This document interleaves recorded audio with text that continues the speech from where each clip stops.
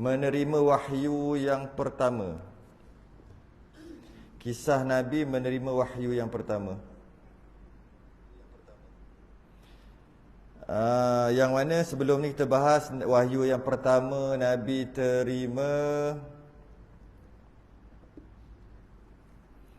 pada umur 40 tahun. Kan, sebelum ni lah.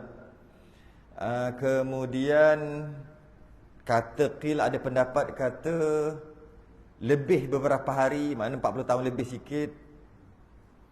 Banyaklah pendapat. Kemudian datang Jibril. Bila datang Jibril,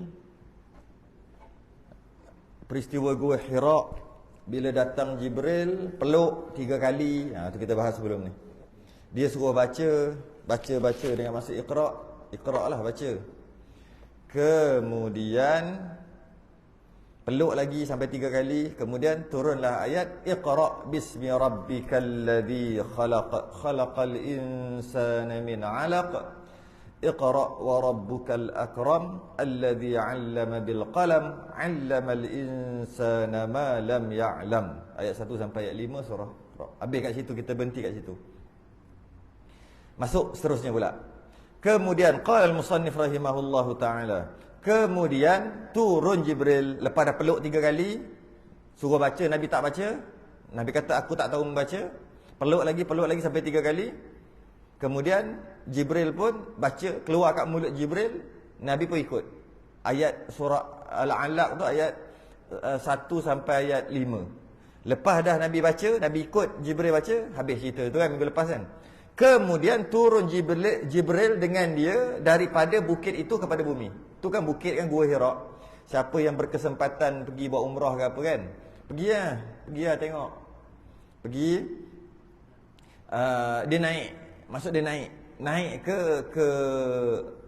bukit Hira, ataupun kita panggil Gua Hira. Satu gua, tempat duduk yang ada dalam satu bukit nama Hira. Naik, dia kena naik. Bila naik masuk dalam tu, maknanya lepas Nabi terima wahyu yang pertama, Jibril turun. Turun ke bawah lah maknanya. Turun ke bawah. Tu maksudnya. Kemudian turun Jibril dengan dia daripada bukit kepada bumi. Turun. Tak tahulah berapa jauh turun. Maka memukul ia akan bumi dengan kakinya. Hentak kaki. Hentak kaki. Maka terpancarlah mata air. Keluarlah mata air. Dekat celah-celah batu keluar air. Maka mengambil wuduk ia Jibril pun ambil wuduk, dan menyuruh ia akan Nabi bahawa memperbuat seperti perbuatnya. Buat tiru aku. Inilah pertama kali Jibril ajar Nabi solat. Sebelum diterima kewajipan solat ketika Isra' dan Mi'raj. Umur Nabi 51 tahun tu. 51 tahun, 8 bulan 13 hari umur Nabi waktu tu. Itu kewajipan solat fardu yang 5. Ini bukan kewajipan solat fardu, tidak. Sembahyang saja, sembahyang yang tak wajib bagi orang Islam waktu tu. Waktu tu nak Islam apa? Belum lagi, baru Nabi terima baru wahyu. Tapi Nabi sendiri wajib untuk solat, untuk bagi para Nabi aja. Nabi satu hari 2 kali. Satu solat siang, satu solat malam. Bagi yang masuk Islam waktu tu tak wajib. Bila wajib solat? Peristiwa Isra' Mi'raj lah. Umur Nabi 51 tahun, 8 bulan 13 hari. Yang ni baru umur 40. Mana lagi 11 tahun lebih lagi baru wajib sembahyang orang yang masuk Islam. Tapi bagi para Nabi dah wajib dah. Bagi dia lah. Iaitu 2 je, 2 waktu. Pagi 1, siang 1, malam 1. Okay? Ada ulama kata siang tu duha, malam tu tahajud. Maka jadi sunat dekat kita. Jadi sunat dekat kita. Tapi pada Nabi jadi wajib. Okay? Lepas tu memperbuat, Nabi pun tiru. Macam ni ambil wuduk. Tiru lah. Tiru. Kat sini bolehlah kita dapat satu pelajaran bahawasanya Nabi terima pelajaran wuduk pada umur 40. Nabi menerima kewajipan solat 5 waktu setelah 11 tahun 8 bulan kemudian. Wuduk dulu. Okay? Sebab kalau kita tengok peristiwa Isra' Mi'raj, mana dia cerita pasal wuduk kan? Nabi dapat 50 sembahyang, turun, Nabi Musa nasihatkan naik, turun, 9 kali, akhir sekali jadi 5, turun bawah, kemudian turun waktu subuh, tunggu Jibril datang, ajar sembahyang. Ni sembahyang lain pula ni sembahyang yang wajib. Masa Isra Mi'raj kan tunggu sampai waktu Zuhur baru Jibril datang ajar sembahyang Nabi. Untuk ajar lama dah, awal 40. Sini. Okey. Dan Nabi pun tirulah, macam ni. Okey, keluarlah air tu, Nabi ambil wuduk lah. Maka diperbuatnya, Nabi pun buat. Maka sembahyang ia dengan dia 2 rakaat. Maka Jibril dengan Nabi sembahyang 2 rakaat. Dan berkata ia, bermula sembahyang demikianlah. Macam ni lah cara sembahyang. Jibril ajar. Macam mana? Wallahualam. Ada sujud rukuk ke? Katanya tak ada. Sebab sujud rukuk apa semua dapat daripada perbuatan ataupun ibadah malaikat yang ada langit pertama, langit kedua, langit ketiga tu. Nabi naik tengok Allah semua berdiri malaikat. Nabi kata Allah cantiknya cara mereka beribadah. Kan masa Nabi naik Isra tu, Mi'raj tu, naik lagi dengan Jibril, langit yang kedua jumpa Nabi sebagainya. Kemudian tengok ada lagi malaikat duduk ibadah. Ramainya duduk apa? Duduk rukuk.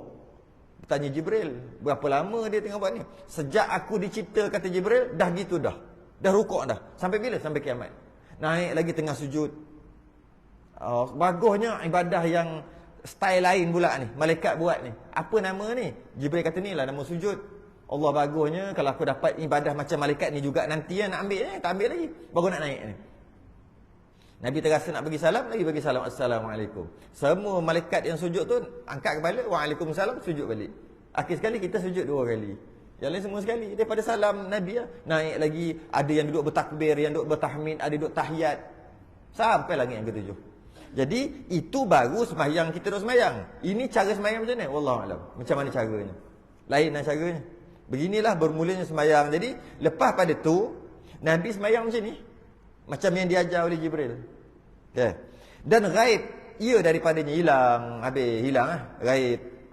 Menghilangkan diri Jibril. Dan berjalan pulang Nabi kepada Sittina Khadijah. Sittina Khadijah. Siti ni, maksud Sittina ni perempuan yang terhormat. Kita letak nama, kalau sekarang ni puan aku Puan kan, letak nama puan kat depan tu. Kalau lelaki tuan. Encik.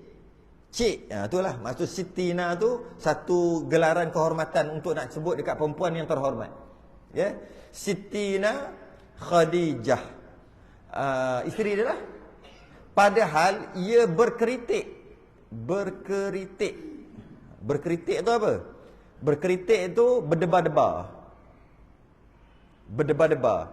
Padahal ia berkeritik, berdebar-debar, berkeritik, berdebar-debar. Sebab apa? Baru lepas kena jumpa Jibril ni, pertama kali ni berdebar-debar hatinya.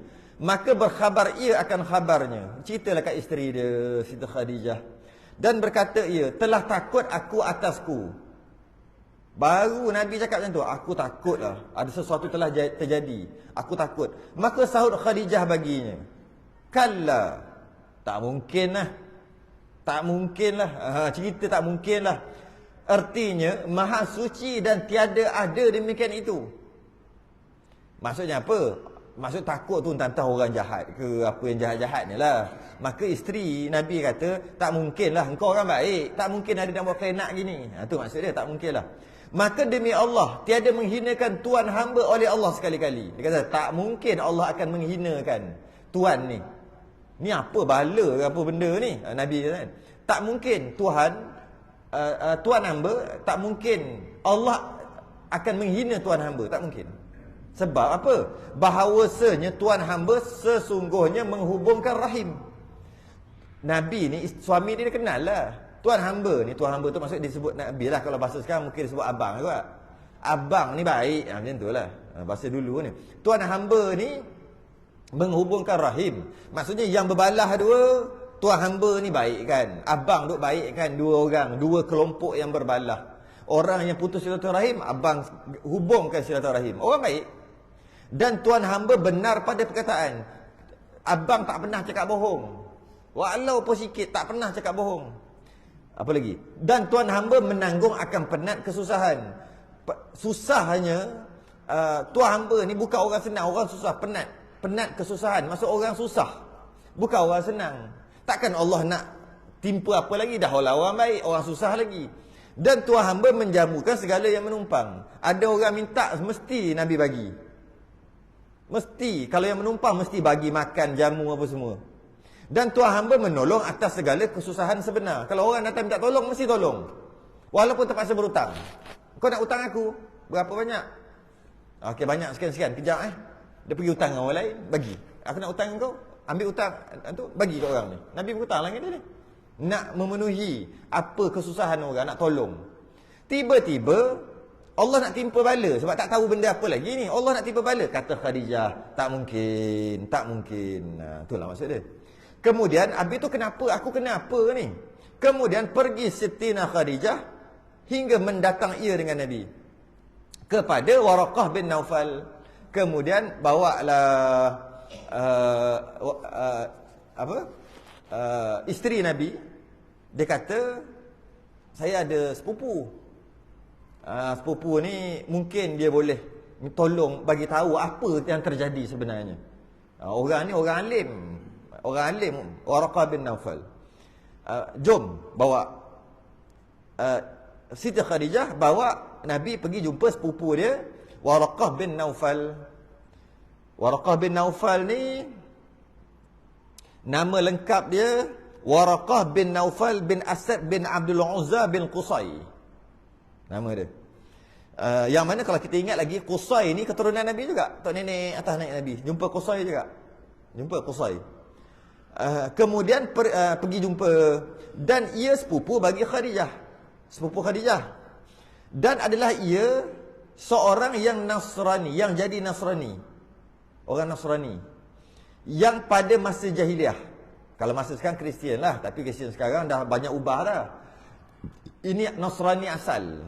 Tapi ubah juga kitab dia. Kitab ni diubah. Sebab berapa ratus tahun kan. Yang mana agama ataupun Injil diturunkan kepada Bani Israel. Macam mana boleh sampai ke Arab? Sedangkan Bani Israel bukan Bani Arab. Hebatlah orang ni maknanya. Orang ni hebat. Maknanya Waraqah bin Naufal ni orang hebat. Dan dia Nasrani. Nasrani. Walaupun dia bukan Bani Israel. Pada masa jahiliah. Kan? Dan adalah ia pandai menyurat suratan Arabi. Dia dapat baca, bahasa kita kata kitab suci. Kita nak sebut Injil, tak boleh, tak sesuai lah. Sebab Injil tu telah diubah. Injil asal telah diubah. Kalau kita sebut Injil, takkan Injil sampai original sampai ke zaman Nabi waktu tu. Jadi nak bukan sebut Injil. Tapi bila sebut Injil, maksudnya yang telah diubah lah. Bila sebut Injil tu, cuma tak ubah banyak lagi waktu tu. Dan Injil dan Nasrani ni, dia banyak bahasa. Injil tu banyak bahasa. Injil yang telah diubah tadi tu banyak bahasa. Yang telah bukan ubah, yang telah ditopok tambah. Banyak bahasa. Yang mana dalam bahasa Arab tak banyak. Maka siapa yang dapat baca kod bahasa Arab, Injil hebat lah. Hebat lah. Waraqah bin Naufal ni dia orang Arab. Jadi dia boleh baca kod Arab. Dia boleh baca Injil yang telah ditokok tambah tadi, yang mana tulisannya tulisan Arab. Okey. Dan pada satu riwayat suratan Ibrani. Dan ada pendapat lain kata bukan Arab je, Ibrani pun boleh baca. Asal bahasa asal Injil. Maka menyurat ia dengan bahasa Arab daripada Injil barang yang dikatakan Allah bahawa di suratnya. Disebut Injil kat sini. Maka Waraqah bin Naufal ni, dia bukan saja boleh baca, dia boleh terjemahkan atau boleh tukar bahasa daripada bahasa asal Injil kepada bahasa Arab. Okay. Dan adalah ia syekh yang tua. Dia sangat tua. Syekh yang tua. Sebab apa dia kata syekh yang tua? Yang pertama syekh. Bila kita sebut syekh, dia ada dua makna. Yang pertama syekh ni dia tua. Maksud dia tua, syekh ni. Sama ada tua umur satu ataupun syekh ni tua ilmu. Dia panggil tua juga. Jadi kalau kita nak panggil orang syekh, pastikan dia umur 40 ke atas. 40 ke bawah tak boleh panggil syekh dari sudut umur. 40 dia panggil syekh. Dari segi ilmu pula, dia kena sampai satu martabat yang tinggi keilmuan dia baru boleh panggil syekh. Okay. Jadi syekh ni, dia kata syekh yang sangat tua. Dah lah dia syekh Orang pandai, orang alim waktu tu. Dan dia sangat tua. Ada kata riwayat umur dia sampai 100 tahun dah masa tu. Dan telah buta matanya. Mata dia buta. Tua sampai buta mata. Tak nampak dah. Maka berkata ia Khadijah baginya, jumpa Waraqah bin Nawfal. Hai anak bapa saudaraku. Hai anak bapa saudaraku. Anak bapa saudaraku. Sepupu lah. Saja je dia buat ayat bagi belik itu. Dia cakap kat dia kan sepupu. Dia jumpa Waraqah bin Nawfal. Khadijah ni kata, hai anak bapa saudaraku. Sepupu lah kan. Hai sepupu, patut gitu. Pupu. Ni dia saja guna ayat. Hai anak bapa saudaraku. Hai sepupuku maksudnya. Dengar olehmu daripada anak saudaramu. Dengar cerita. Anak saudara nak cerita ni. Anak saudara bapamu. Anak saudara bapamu nak cerita. Anak saudara bapamu, mana sepupu lah. Okay, ayat. Yang mana masuk anak saudara tu maksud siapa? Nabi lah. Sebab dia dah kahwin kan. Kira sama lah tu. Kira sepupu lah juga. Kira anak saudara. Anak saudara bapa saudaramu. Anak saudara tu. Okay. Yakni Nabi. Dengan cerita Nabi nak cerita sesuatu ni. Maka berkata Waraqah. Kata baginya. Hai anak saudaraku. Apa ia yang engkau lihat? Apa yang engkau lihat? Apa cerita? Cuba cerita apa masalahnya. Lain macam ni. Maka berkhabar Rasulullah SAW akan khabar barang yang dilihatnya. Apa yang berlaku dekat Gua Hira. Cerita balik satu-satu. Maka berkata baginya Waraqah bin Nawfal. Inilah namus. Dialah namus. Namus ni apa? Namus ni saya sempat cari satu hadis yang panjang. Saya nak baca sikit je hadis ni. Maka Khadijah membawa. Ni hadis ni. Maka Khadijah membawa baginda menemui Waraqah bin Nawfal, seorang yang beragama Nasrani, yang membaca kitab Injil dalam bahasa Arab. Kemudian Waraqah berkata, apa yang kamu lihat? Sama macam tadi. Lalu baginda menceritakan, Waraqah berkata, ini adalah An-Namus. Namus. Yang telah Allah turunkan kepada Musa AS. Yang sama juga. Yang datang kat Nabi Musa, itu juga yang datang dekat engkau. Namanya Namus. Dan seandainya aku hidup hingga masa kamu, kalau umur aku panjang, aku pasti akan menolongmu dengan pertolongan yang gigih. Aku memang jadi orang kuat engkau kalau aku hidup lagi lah, kalau umur panjang.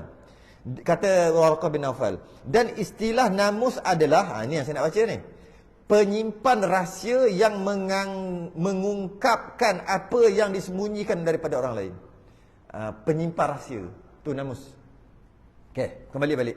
Inilah namus. Yang tadi tu, bila disebut namus, ini adalah nama Jibril bagi kaum Yahudi dan Nasara.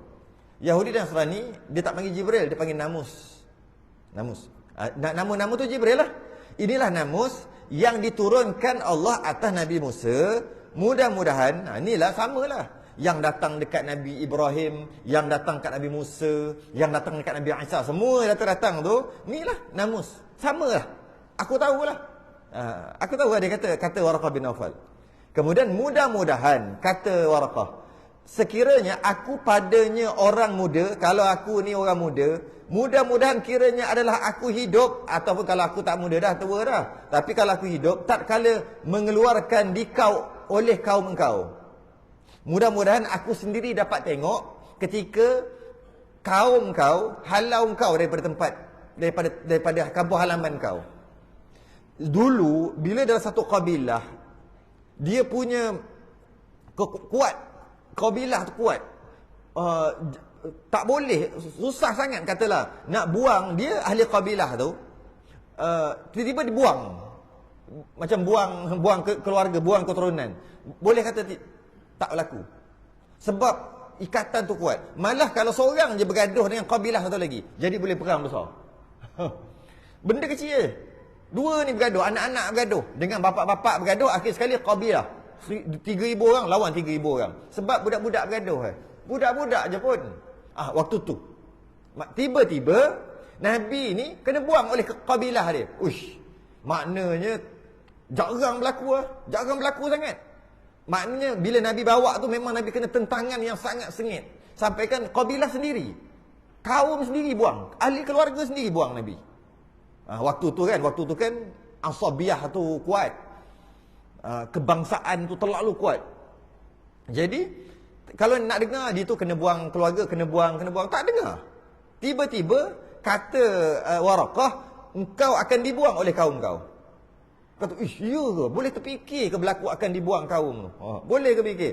Maknanya apa benda aku buat sampai boleh beratnya ujian yang aku terima sampai kena buang oleh keluarga sendiri dengan keturunan sendiri, akan buang kau. Dia kata sini, mudah-mudahan aku hidup, aku nak melihat kejadian itu berlaku, sebab aku yakin ianya akan berlaku, kata Waraqah bin Naufal. Sebab apa dia yakin? Sebab dalam kitab suci ada, dia baca kitab dia lah. Okay. Maka berkata Rasulullah, adakah mengeluarkan daku mereka itu? Adakah kaum aku tu buang aku? Kalau ikut logiknya kaum Quraisy lah Nabi kan, takkanlah buang. Adakah mengeluarkan daku mereka itu? Diorang buang aku, diorang tak mengaku aku ni ahli keluarga, macam itulah. Katanya bahkan, ya, tiada mendatang seorang lelaki-laki dengan seumpama barang yang engkau datangkan dengan dia, melainkan diseterukan dia. Kalau namus tu dah datang dekat seorang lelaki, dia pasti akan menerima ujian yang berat, malah kaum keluarga dia sendiri akan buang dia. Maksud jadi Nabi lah. Bila Jibril, nambus tu Jibril datang turun wahyu jadi Nabi, mesti menerima tentangan. Dia kata gitu. Dan jikalau mendapatkan daku oleh masa engkau, kalau aku hidup lagi masa waktu kejadian tu, niscaya aku tolong di kau akan sebagai pertolongan yang mengkuatkan. Aku jadi orang kuat engkau. Dia kata, kalau aku hidup lagi. Dan aku yakin akan berlaku dekat engkau. Tapi kemudian tiada diam Waraqah, melainkan mati ia bersegera. Tak lama lepas tu mati Waraqah mati. Tapi dia telah beritahu awal dia akan beriman dengan Nabi. Bes, tu cerita. Habislah cerita tentang kisah Nabi menerima wahyu yang pertama. Kemudian cerita yang kedua pula. Darah yang pertama tumpah dalam Islam. Bila Islam telah tersebar, darah yang pertama menitik. Dan berhentilah wahyu akan sebagai berhenti yang panjang. Lama wahyu berhenti. Panjang berapa? Iaitu 3 tahun. Lepas 5 ayat turun tu tak turun-turun dah. 3 tahun. Resah gelisah Nabi. Kenapa ni tak turun-turun dah? 3 tahun. Hingga duka cita Rasulullah. Duka cita lah. Sebagai duka yang bersangatan. Mana tak turun dah. Jibril tak datang dah. 3 tahun. Kemudian turun atasnya oleh Jibril dengan surah. Kemudian lepas 3 tahun barulah turun. Turun tu maksudnya barulah wahyu yang kedua. Wahyu yang kedua apa? Ya ayyuhal mudaththir, wahai orang yang berselimut. Itu adalah wahyu yang kedua. Wahai orang yang berselimut adalah wahyu yang kedua. Kita tahu wahyu yang pertama, cuba tanya wahyu yang kedua. Cik silap dia sambung ayat ke-6 surah Iqra tu. Habis Iqra mestilah habis surah. Tadi 5 ayat tak habis lagi, dia sambung yang ke-6 tu lah. Wahyu yang kedua. Tak, wahyu yang kedua adalah ya ayyuhal mudaththir. Turunnya ayat Quran dia bukan ikut turutan kita tu, yang kita dalam Quran kita. Bukan ikut turutan. Turutan tu adalah yang dibaca oleh Jibril setiap bulan Ramadan. Ketika bulan Ramadan, Nabi akan bertadarus dengan Jibril. Sebab tu kita sunat buat tadarus juga pada bulan Ramadan. Apa maksud tadarus? Paling kurang seorang baca, seorang dengar. Seorang salah, seorang betulkan. Paling kurang, minimum. Lagi banyak, lagi baguslah. Itu dipanggil tadarus. Sebab tu kita buat tadarus bulan Ramadan. Sebab Jibril dengan Nabi tadarus. Ketika di akhir hayat Nabi,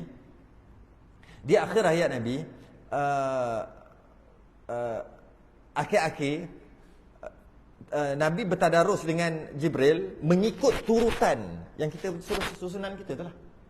Jadi bukannya kalau kata ayat apa ayat pertama Fatihah dia adalah wahyu pertama, lepas tu Baqarah wahyu kedua. Bukan gitu. Datang tu dia lain-lain. Dia apa? Tak tersusun. Yang susun tu siapa? Cara Jibril baca ketika bulan Ramadan masa Nabi dengan Jibril tadarus. Jibril baca ikut susunan tu. Maka itu jadi susunan Quran kita tu. Tapi dari sudut turunnya tidak. Contohnya tengok Iqra ayat 1 sampai ayat 5. Lepas tu ayat yang ke-6 tu apa? Maksudnya wahyu yang seterusnya. Ya ayyuhal mudaththir, wahai orang berselimut. Itu surah lain. Wahai orang muslim, ya ayuhal mudaththir, wahai orang muslimut. Sebab Nabi tengah berselimut waktu tu malam. Dan berturut-turut wahyu. Lepas tu turun wahyu. Okey. Dan turun surah inilah permulaan risalahnya. Yang tadi tu apa? Macam ni. Dan turun surah inilah permulaan risalahnya. Maksudnya wahyu yang kedua ni, wahyu yang kedua ni lah dia nanti menjadi rasul. Itulah maksud permulaan risalah. Kalau kata permulaan risalah ni masuk Quran, bukan permulaan ya ayuhal mudaththir. Itu yang kedua. Apa maksud permulaan? Waktu itulah Nabi dilantik menjadi rasul. Jadi pada pendapat dalam kitab kita ni, pada peristiwa Iqra, umur Nabi 40, Nabi dilantik menjadi Nabi sahaja, rasul belum. Apa beza Nabi dan rasul? Ada khilaf ulama di sini. Yang paling masyhur adalah Nabi menerima wahyu untuk dia amal dirinya dan dia tak disuruh untuk menyampaikan, kan? Kalau nak sampai boleh, tapi tak disuruh untuk menyampaikan kepada orang lain. Itu takrif Nabi yang masyhur. Saya ulang balik. Takrif Nabi yang masyhur adalah dia menerima wahyu daripada Allah untuk dia amal dan tidak dituntut, tidak disuruh untuk dia menyampaikan, tapi kalau nak sampaikan pun boleh, tapi tak dituntut. Okey, itu Nabi, itu takrif Nabi yang masyhur. Rasul adalah menerima wahyu juga daripada Allah untuk dia mengamal dirinya dan dituntut untuk menyebarkan. Wajib sebarkan, mesti sebarkan. Nabi boleh nak sebar, boleh tak nak sebar. Apa yang dia terima. Itu dia panggil takrif yang masyhur. Dalam kitab kita pun takrif itulah. Ada satu lagi takrif, khilaf ulama. Maksud Nabi bukan gitu. Nabi adalah menerima wahyu ya daripada Allah dan wajib untuk sebar. Wajib juga untuk sebar. Untuk menyampaikan kepada umatnya, wajib. Mesti. Cuma yang dia sampaikan tu adalah syariat Rasul terdahulu. Yang dia sampaikan tu syariat Rasul. Contohnya daripada Nabi Musa kepada Nabi Isa, katalah. Nabi Musa kepada Nabi Isa. Lepaslah kewafatan Nabi Musa, sebelum Nabi Isa diutuskan seorang Nabi. Contohlah gitu. Ada seorang Nabi diutuskan. Nabi saja, bukan Rasul, Nabi saja. Maka Nabi tadi wajib dia menyampaikan syariat Nabi Musa. Dia macam seolah mujaddid lah sekarang ni. Yang menguatkan balik cerita, kau ni semua dah sesat. Kau ingat tak Nabi Musa sampaikan apa? Sebab apa? Dia sampaikan syariat Nabi Musa. Sebab dia tu Nabi. Okay. Habis Rasul apa? Rasul sama juga. Dia menerima wahyu. Dia wajib menyampaikan. Untuk dia amal dan dia wajib menyampaikan. Tapi yang disampaikan syariat baru. Syariat baru, bukan syariat Rasul terdahulu. Kan syariat Nabi Musa lain, syariat Nabi Isa lain. Syariat Nabi Muhammad lain, kan lain-lain. Sebab apa? Sebab Rasul. Tapi kalau Nabi, dia kena menyampaikan, wajib menyampaikan juga. Tapi yang dia nak sampaikan tu syariat Rasul terdahulu. Sebab dia Nabi saja. Itu dua maksud, dua takrif, definisi Nabi dan Rasul. Tapi yang masyhur bukan tu, kan? Yang masyhur Nabi terima wahyu, tak wajib untuk sampaikan. Tak semestinya untuk sampaikan. Rasul terima wahyu, mesti kena sampaikan. Itu kan? Itu memang masyhur. Ada dua lah. Okay. Yang dalam kitab kita ni, yang mana maksudnya, ketika Nabi terima Iqra' bismi rabbikal ladzi khalaq, bacalah dengan nama Tuhanmu, dan ayat 1 sampai 5, tak ada suruh pun sampaikan. Ada tak? Suruh pergilah cari, suruhlah orang beriman. Mana ada? Ayat 1 sampai ayat 5. Cerita tentang kejadian manusia, cerita tentang membaca sebagainya. 1 ayat 1 sampai 5. Maka Nabi tak sampaikan kat siapa-siapa. Selama 3 tahun, Nabi tak sampaikan kat siapa-siapa. Kenapa tak sampai? Sebab Nabi bukan bukan Allah suruh sampaikan. Buktinya ayat tu tak ada pun suruh sampaikan. Tak ada pun. Jadi Nabi taklah sampaikan. Sebab Nabi, dia tak lantik menjadi Rasul lagi. 3 tahun. Okay. Lepas 3 tahun, turun ayat yang kedua, ya ayyuhal mudaththir, wahai orang berselimut, kum fa'anzir, bangun dan sampaikan. Baru jadi Rasul. Sebab tu kata di sini, dia kata kat sini, dan turun surah inilah, ya ayyuhal mudaththir, permulaan risalahnya. Mulalah dilantik menjadi Rasul. Maksud ni, apa maksud Rasul? Wajib sampaikan dah. 3 tahun tu, 3 tahun tak ada sampai siapa-siapa. Nabi beramal semayang aja. Okey. Permulaan risalahnya. Risalah tu Rasul lah. Rasul-Rasul tu orang yang menyampaikan risalah. Malah risalah tu berasal dari perkataan Rasul. Rasalah kan. Jadi turun surah inilah barulah dilantik menjadi Rasul. Tapi setengah ulama kata tidak. Ketika Nabi dilantik menjadi Nabi pada peristiwa Gua Hira Iqra' tu, automatik Rasul sekaligus. Jadi kat sini banyak khilaf lah. Okay. Maka risalahnya Nabi dah lantik menjadi Rasul, terkemudian daripada nubuahnya dengan 3 tahun. Tengok ni kata. Nabi dilantik menjadi Nabi sahaja 3 tahun, lepas pada tu baru jadi Rasul.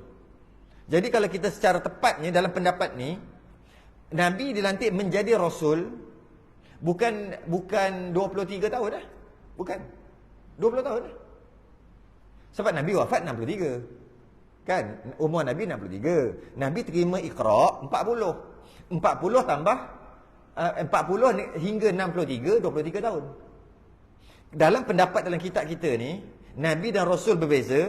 Nabi dilantik menjadi Nabi dulu, 3 tahun lepas tu baru menjadi Rasul. Maknanya Nabi menyampaikan 20 tahun je lah. Sebab 3 tahun pertama tu tak sampaikan.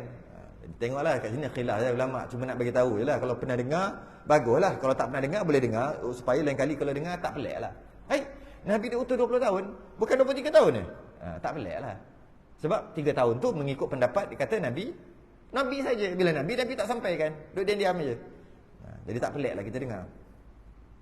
Habis kata yang 23 tahun, pada pendapat yang mengatakan ketika peristiwa Iqra', Nabi dilantik menjadi Nabi sekali dengan Rasul. Tak samalah dalam kitab kita kalau macam tu. Okay. Dan jadilah ia, dia tak kisahlah 20 ke 23 ke, yang penting lah amalkan apa Nabi bawa tu. Itu cuma cerita ilmiah je. Dan jadilah ia menyerukan manusia kepada Allah. Barulah start menyeru manusia kepada Allah. Bila ni? Pada umur Nabi 43, 44 lah. 40, 43. Okay. Dengan tersembunyi, tapi mula-mula buat sembunyi-sembunyi kerana ketiadaan disuruh zahirkan. Nabi menyampaikan tapi sembunyi-sembunyi sebab Allah tak suruh secara terbuka. Jadi sorok-sorok lah. Lagipun terpaksa dibuat secara tersembunyi kerana bimbang akan mendatangkan masalah. Sebab waktu tu Islam ni adalah agama yang sangat asing bagi musyrikin Mekah. Semua pakat sembah berhala, tiba-tiba dia agak asing sikit. Maka buat secara tersembunyi lah. Jangan bagi terkejut sangat. Jadi bila buat secara tersembunyi, yang pertama, yang awal masuk Islam adalah isteri dia sendiri, Khadijah binti Khuwailid. Yang pertama masuk Islam. Dia kalangan ahli keluarga. Kemudian Ali bin Abi Talib masuk Islam awal. Masa sembunyi-sembunyi, masa bisik-bisik ni. Kemudian Abdullah bin Abi Qatadah. Kemudian Sayyidina Abu Bakar As-Siddiq. Kemudian Zaid bin Harithah. Zaid bin Harithah anak angkat Nabi. Jadi mereka ni yang masuk Islam dulu.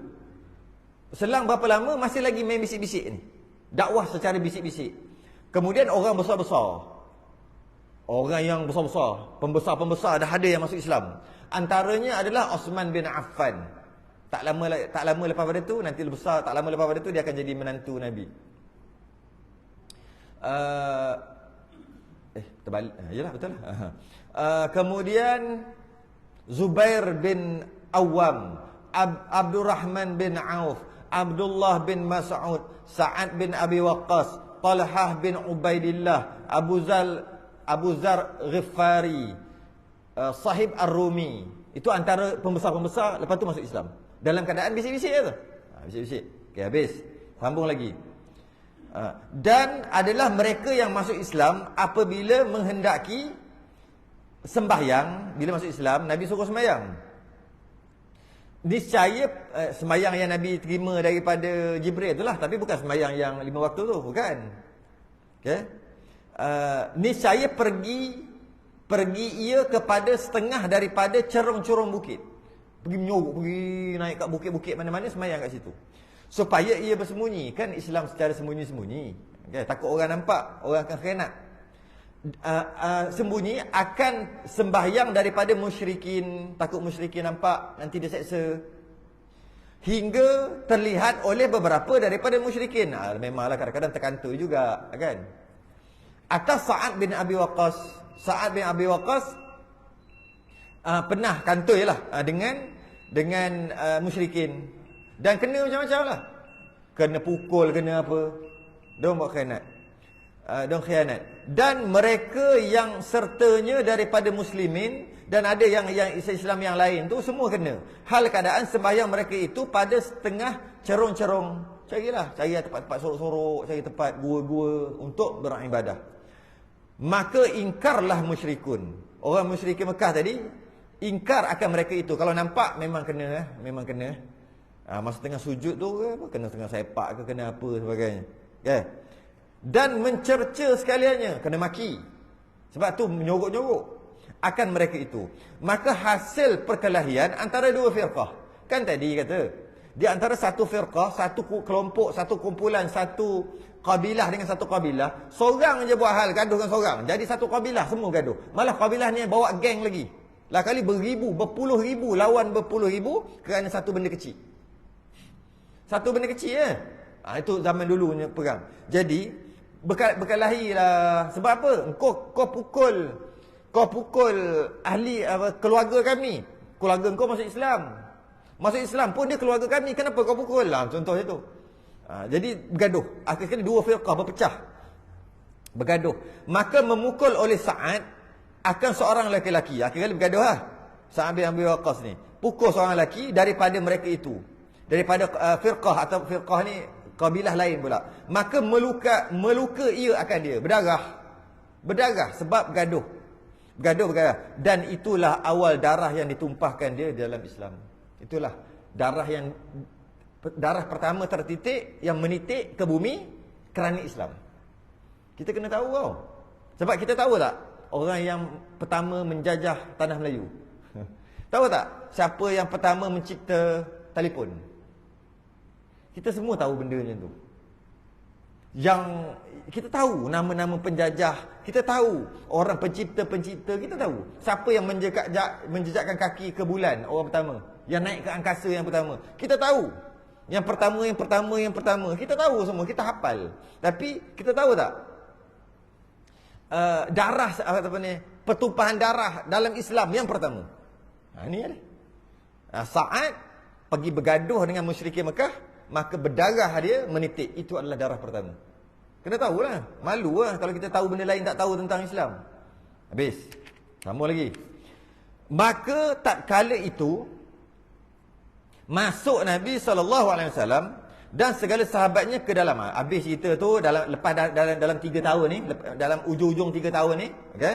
Nabi pergi masuk ke dalam rumah untuk bincang tentang agama lah ni. Tapi nak menyebar secara sembunyi-sembunyi. Sekarang dalam peralihan nak sebarkan secara terang-terangan pula. Mesti buat rancangan.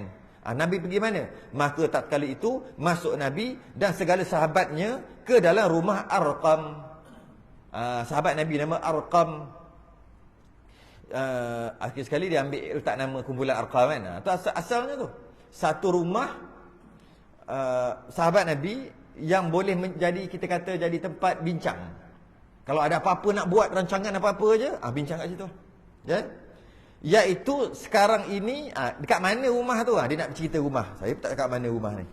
Masjid yang hampir dengan Safa. Safa Marwah tu kat Safa. Kat Safa tu ada satu masjid dia kata. Pada pihak bawahnya, bawah sikit, di dalam lorong yang di lambung rumah Syaibah. Tak tahulah. Rumah Mabla area situ lah. Area dia sebut area dekat Safa. Yang sebelah kanan turun dari Safa. Mungkin bila-bila boleh pergi nanti.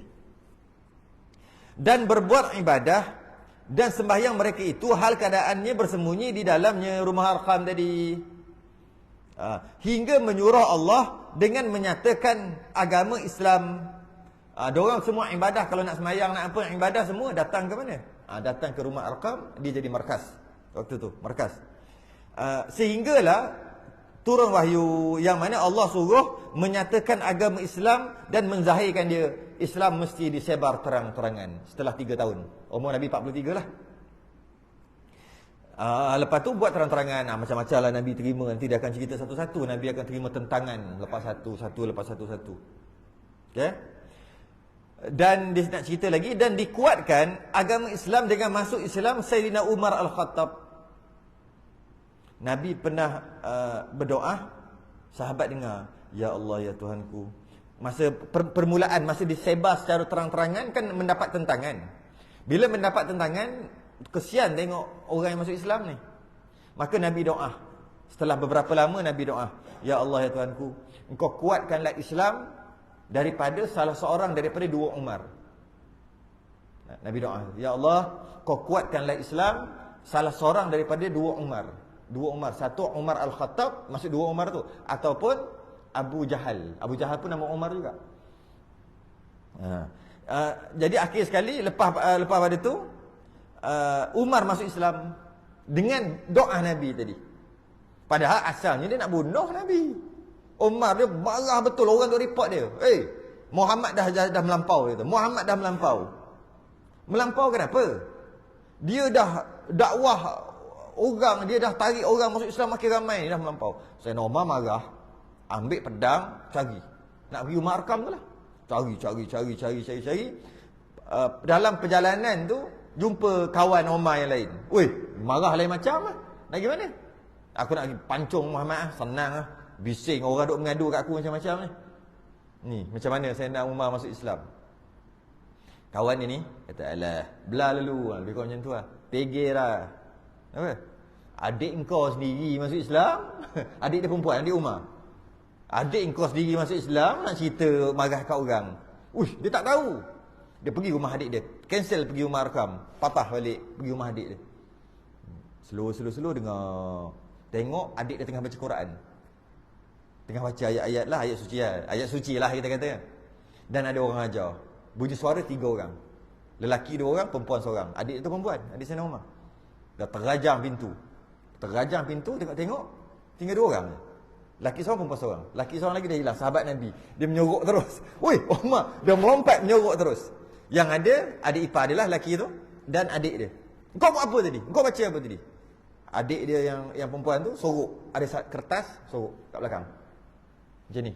Aku nak tengok kau buat apa, kau baca apa benda tadi. Aku dapat tahu engkau ni masuk Islam. Ke apa benda tu? Itu yang ajaran sesat yang Muhammad bawa ke apa? Aku nak tunjuk. Kata tak boleh. Aku tak bagi. Engkau ni kotor. Aku tak bagi. Engkau kena mandi dulu. Kau kotor. Kau tak boleh pegang. Akhir sekali, tak macam mana, adik ipar dia lah datanglah nak cover. Isteri takkan nak biar je. Dah kena dengan ni. Bahaya Umar ni, garang lain macam. Kena penumbuk sekali, jatuh. Umar jatuh. Tak berani bangun dah. Adik dia tak pukul lagi. Paksa. Akhir sekali tertampar lah adik sendiri. Boom. Perempuan pula tu berdarah. Bila berdarah tu, darah sikit lah macam ni kan, macam luka sikit ni. Terus tersedar, Allah, apa aku dah buat ni? Macam tu kot, adik aku kot, bukan orang lain. Akhir sekali dia slow down. Akhir sekali bagi tengok, tunjuk surah apa masa tu? Surah Taha ayat 1 sampai 5. Maka dia pun baca lah. Taha ma anzalna 'alaikal qur'ana litashqa illa tadhkiratan liman yakhsha tanzilan mimman khalaqal arda was samawati al-'ula ar-rahmanu 'alal 'arsy istawa. Baca 5 ayat tu, hilang dia benci kat Nabi. Hilang. Hati yang keras tu lembut.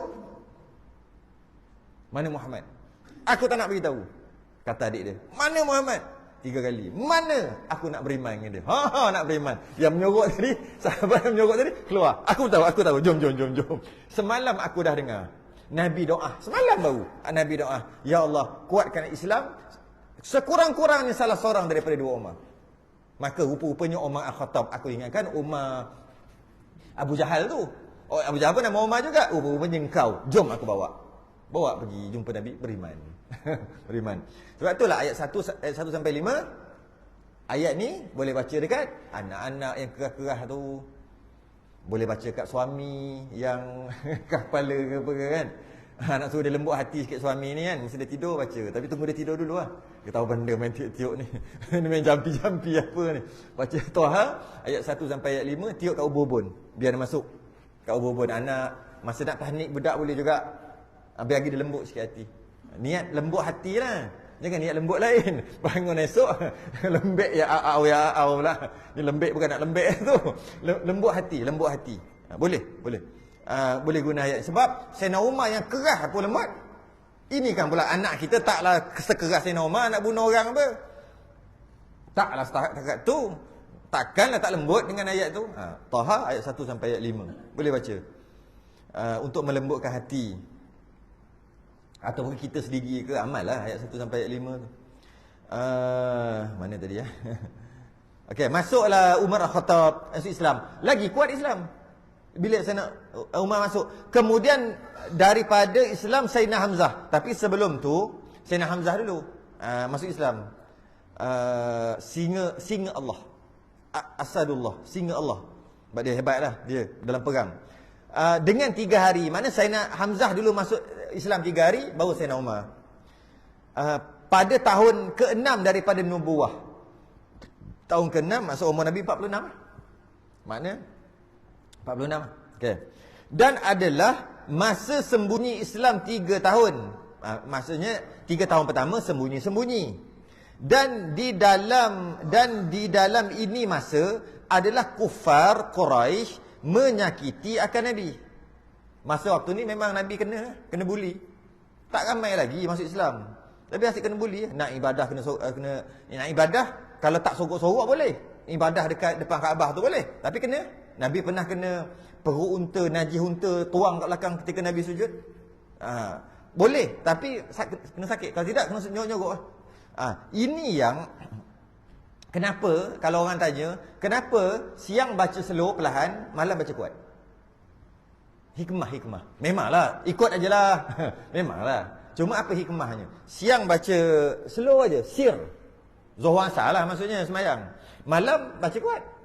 Kenapa? Sebabnya mengambil sempena waktu siang tu, pada waktu ini, siang sahabat semayang baca pelan-pelan. Sebab dia takut orang dengar, nanti kena buli. Kena khianat. Tapi malam, dah orang semua dah balik tidur, duduk pergi mana-mana lah. Mana tak adalah malam. Sebab tu baca kuat. Malam. Tu kalau orang tanya kenapa malam baca kuat, siang baca perlahan. Itulah jawapan dia. Okey. Menyakiti mereka itu akan segala yang beriman dengan Nabi. Semua kena. Yang beriman dengan Nabi semua kena. Quraisy semua kena. Dengan kafir Quraisy. Daripada segala yang dhaif. Semua yang lemah-lemah. Yang kuat dia tak berani. Sayyidina Umar dia tak berani. Sayyidina Umar pernah kata gini. Aku sekarang nak hijrah. Aku sekarang nak pergi, nak hijrah, aku nak keluar ni. Sebab siapa hijrah dapat tahu, memang kena rampas semua harta. Dan siapa dapat tahu, memang kena pegang, kena ikat. Kena penjara lah mudah kata. Maka orang yang lemah-lemah dhaif, dia keluar hijrah senyap-senyap. Bila keluar senyap-senyap, dia tak boleh bawa barang. Sebab tu dia tinggal semua harta-harta dekat Mekah untuk hijrah. Tak boleh bawa. Kalau boleh bawa, semua kaya-kaya sahabat Nabi. Tapi tak boleh bawa, pergi selang sepinggang. Ada sahabat tu dia kaya, anak orang kaya. Tapi Nabi sedih, menangis Nabi tengok. Sedih Nabi tengok ketika di Madinah dia jadi miskin. Sebab apa? Tak boleh bawa. Harta tak boleh bawa. Akta masa tu lah, undang-undang waktu tu, akta tu tak boleh keluar. Lepas parlimen dia bersidang, tak boleh bawa keluar. Siapa nak keluar tapi tak boleh bawa keluar. Sebab nanti bawa harta pergi, dia lagi kuat Islam kat luar. Itulah. Jadi yang dhaif ni semua menyorok, semayang menyorok, nak hijrah menyorok. Tapi yang kuat-kuat, yang macam saudara saya Nauma, dia selamba je sound. Aku nak hijrah, ni barang aku semua aku bawa. Aku nak pergi hijrah. Siapa yang bini dia nak jadi janda, anak dia nak jadi yatim, halang. Tu je aku cerita banyak tak ada. Jom belah. Lagi. Siapa yang bini dia nak jadi janda, yang terasa nak jadikan bini dia tu janda, siapa nak terasa anak tu jadi anak yatim, halang tu. Tu yang kuat. Seorang pun tak berani halang. Seorang pun tak. Selamba je dia keluar. Tapi yang lain-lain nyok-nyok keluar. Nanti kita akan cerita akan datang hijrah pertama. Hijrah pertama bukan dekat Madinah, bukan dekat Yathrib. Hijrah pertama dekat Habsyah. Nanti kita cerita yang tu akan datang lah. Hijrah. Kita ingat hijrah ke Madinah kan? Bukan. Dia ada cerita sini. Hijrah yang pertama adalah dekat Raja Habsyah, dekat Habsyah lah. Habsyah. Nanti cerita yang tu nanti. Tak sempat. Sempat kot. Kita baca sempat. Sikit kita baca hijrah yang pertama. Kita baca lagi. Seperti yang dhaif seperti siapa? Sayyidina Bilal. Jadi lemah-lemah gitu, hamba lagi. Sayyidina Bilal. Memang kenalah yang kita cerita peristiwa Ahad tu lah. Yang dia bila ditimpa batu yang sangat berat atas dada, Mati pun matilah dia kata. Aku beriman dengan Nabi. Beriman kembali kepada Tuhan Lata dan Uzza. Lata dan Uzza tu bukan Ahad. Banyak berhala kan. Dia pun Ahad. Ahad. Seberat batu tu pun dia boleh tolak. Maksudnya tak heran dengan batu. Batu yang berat atas dada. Mati-mati. Tak atas dada. Ahad. Ahad. Orang kulit hitam. Ahad. Ahad. Itulah si Nabi lah. Da'if. Walaupun da'if tapi kuat. Batu tu dia boleh tolak. Maksudnya tak heran batu yang besar atas dada.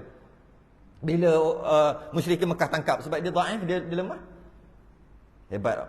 Dia lemah. Tapi demi Islam, batu tu ringan je bagi dia. Batu yang besar. Hebat. Kita kuat. Abang Sado kuat. Tapi selimut pun tak boleh tolak subuh. Nak tolak Allah nak sembahyang subuh, nak tolak selimut beratnya. Selimut tak payah batu. Selimut aja. Lah sekali subuh 6.55. Lagi 7 minit nak habis. Tak apa lah, adalah waktu lagi. Iyalah, masih lagi dalam waktu. Tapi nak beritahu lemahnya kita, kalau nak kiranya makan banyak, peti air penuh. Makanan penuh. Dalam keadaan makanan mahal pun, makan lepas makan, makan lepas makan, makan. Viral sikit makanan, beratur panjang. Sanggup tunggu berjam-jam. Makannya. Tapi nak tolak kain selimut nipis pun tak boleh. Malu kat Sayyidina Bilal. Dia dah lah hamba. Dia lah lemah, dhaif. Batu tu demi Islam.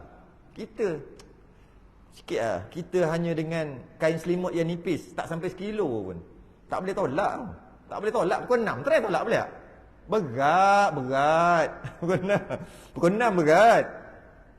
Dan Ammar bin Yasir. Dan Ammar bin Yasir pun sama juga. Kena, dia dhaif. Yasir ni, keluarga Yasir. Keluarga Yasir. Keluarga Yasir ni yang Sumayyah tu lah. Isterinya nama Sumayyah. Suaminya nama Yasir. Anaknya nama Ammar. Sumayyah ni ada anak kecil lagi. Baby umur setahun 2. Bila dia masuk Islam, dapat tangkap, kantoi dapat tangkap dengan kaum musyrikin Mekah. Dia suruh kembali kepada Lata dan Uzza. Dia tak nak kembali. Akhir sekali macam mana? Dia buat satu macam kawah besar, minyak macam tu. Dia bunuh, dia baling daripada atas. Jatuh, mati seorang. Mati Ammar. Bukan, mati Yasir. Ayah mati. Cepat beriman, kembali balik. Sumayyah pun, Sumayyah kena ni. Kena, apa dia panggil? Sula. Apa, dengan tombak, sula. Anak yang kecil tu pun sama. Anak kecil pun kena. Anak dia yang baby pun kena. Antara bayi, kita akan masuk dalam nanti, antara 10 bayi yang boleh bercakap ketika kecil. Ketika baby, umur 2, 3, 4 bulan, atau baru lahir, boleh bercakap. Ada 10 dalam Islam. Antaranya anak Sumayyah, anak Yasir. Maksud dia cakap, jangan takut mak. Macam tu lah lebih kurang. Baby, duduk dalam buaya tu. Katalah umur 6 bulan, 7 bulan, duduk menyusu lagi. Tiba-tiba, suami dah mati ni. Dia pun terfikir, kesian kat anak aku. Aku mengaku je lah, aku beriman dengan, aku kira, jadi kafir balik lah, senang. Kesian kat anak kecil, tak bersalah. Padahal mula-mula semangat. Tiba-tiba tengok anak tu jadi lembut hati. Tiba-tiba anak dia cakap apa? Jangan mak, kita jalan betul dah mak. Lebih kurang macam tu lah. Mak jangan mak. Antara anak kecil 10 orang yang boleh bercakap. Antaranya anak Yasir, anak Sumayyah. Antaranya lain sepupu Zulaikha.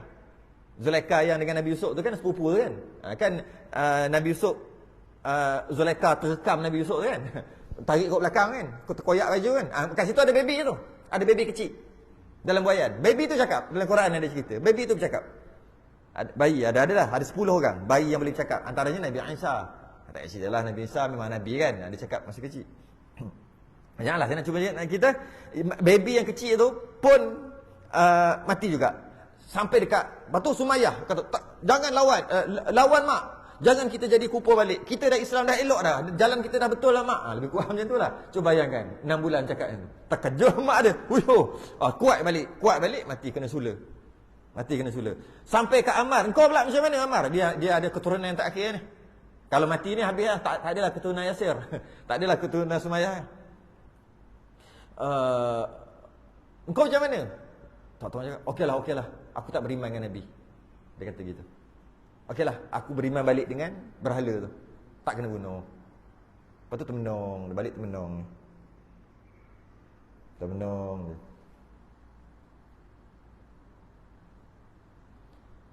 Nabi dapat tahu. Apa hal termenung? Dia kata, cerita. Masa kau cakap kau kufur tu, kau keluar perkataan kufur kan, tak nak beriman dengan Nabi, hati kau macam mana? Kata Ammar, hati aku tetap dengan Allah dan Rasul. Tapi takut kena bunuh. Semua dah kena bunuh ni.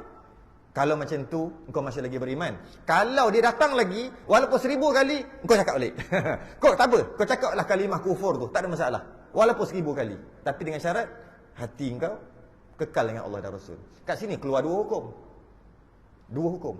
Yang pertama, bila kita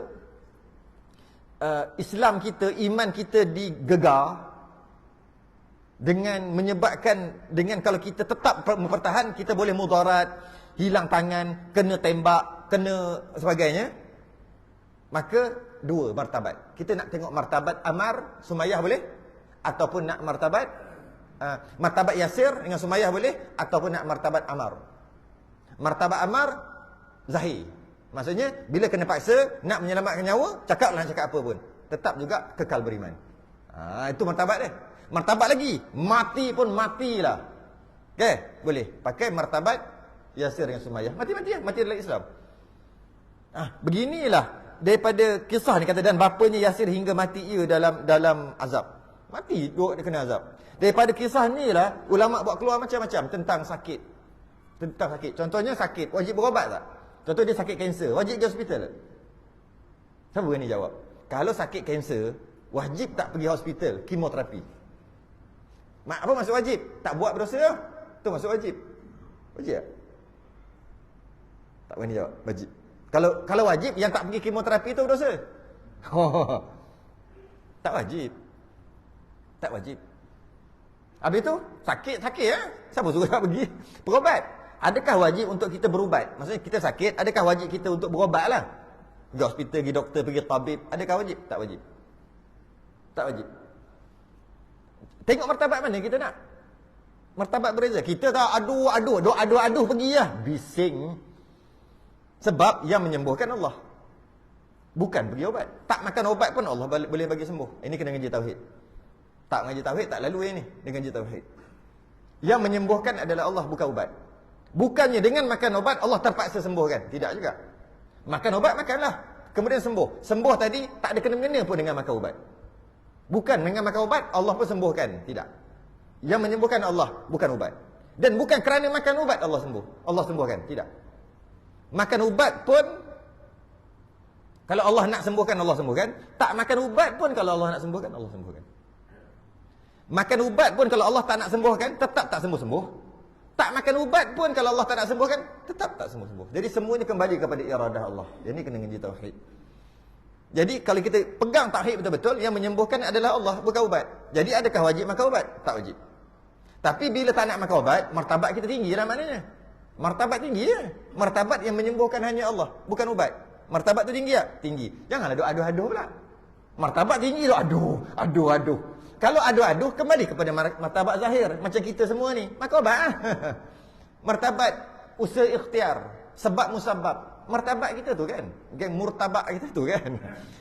Usaha ikhtiar, sebab musabab, ambil lah yang itu. Nah, tak salah, bukan salah pun.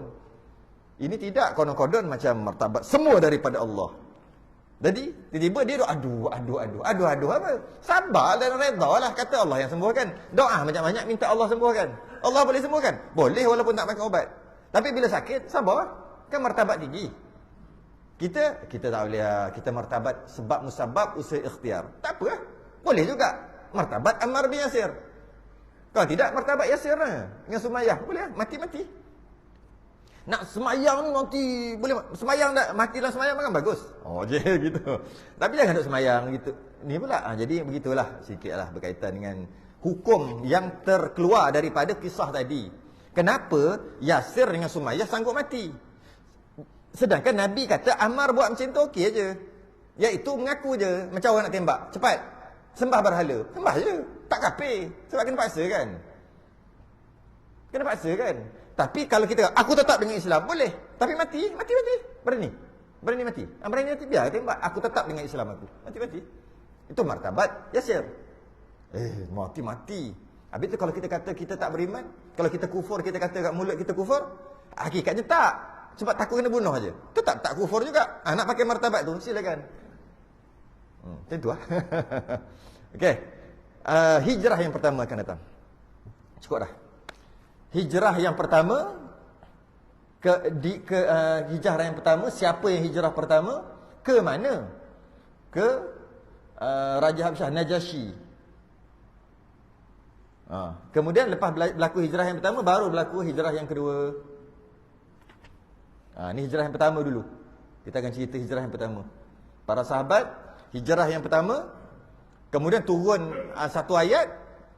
Sahabat yang hijrah kali pertama yang bukan dekat Madinah ni, dia balik. Dia kata semua musyrikin dah sembah Nabi. Maknanya semua dah setuju dengan Nabi. Maka dia balik tengok, oh tersilap, silap faham. Itu akan datang hijrah yang pertama. Jarang dicerita hijrah yang pertama ni. Biasa kita dengar cerita hijrah yang kedua je. Hijrah yang pertama, dan kerana banyak menyakiti mereka itu, lalu berpindahlah satu jamaah daripada muslimin, setengah daripada mereka itu Sayyidina Uthman Al-Affan dan isterinya Sayyidina Ruqayyah anak Nabi, ke negeri Habsyah. Tangguh dulu. Itu sudah yang tasbih kafarah dan suratul subhanakallahumma wa hamdika asyhadu an la ilaha illa anta astaghfiruka wa atubu ilaik. Bismillahirrahmanirrahim. Al-'asr innal insana lafi khusrin illa alladhina amanu wa 'amilus solihati wa tawasaw. Assalamualaikum warahmatullahi wabarakatuh.